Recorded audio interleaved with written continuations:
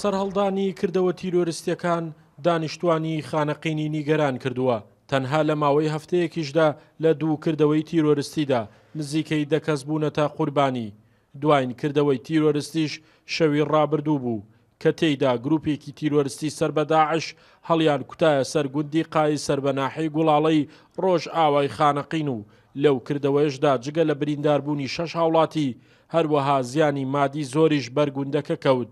زانێرەکانیش باس لەوە دەکەن دوو هاوڵاتی گوندەکەش ڕفێنراون.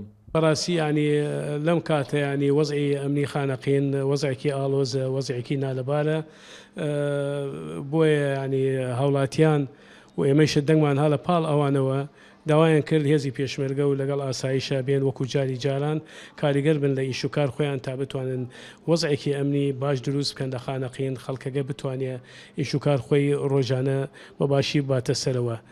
بەڵام بەداخەوە حکوومەتی مرکزی نایەتە دەنگمانەوە ئێمە چەند جارێک نووسامان کردووە بەرزمانەوە کردووە بۆ ئەنجومەنی پارێزگای دیالە بۆ پارێزگای دیالە ئەوان بەڕاستی لە ئاست ئەوان نییە لە ئاست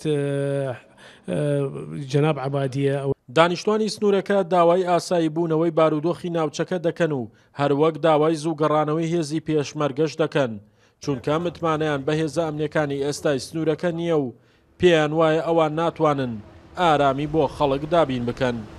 ئێمە داواکەین ئەو ئەمانە کە جاران بێ داوا ئەکەین لە حکوومەت ئیتیحادی و لە ئەقلیم کوردستان ئەو ئەمانە کە جاران بی داوای خانەقینمان ئەو ئەمان جارانە بێتە دوێ یەکجاتر.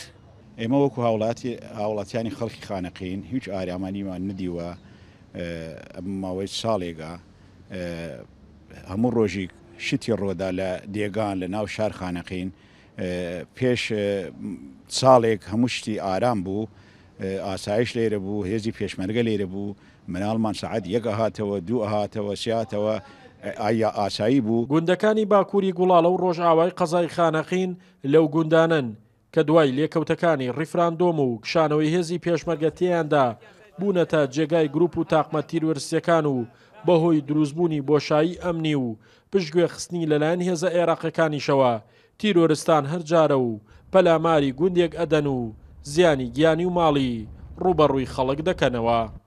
شاخەوان محەممەد، کورسات نیوز، خانەقین.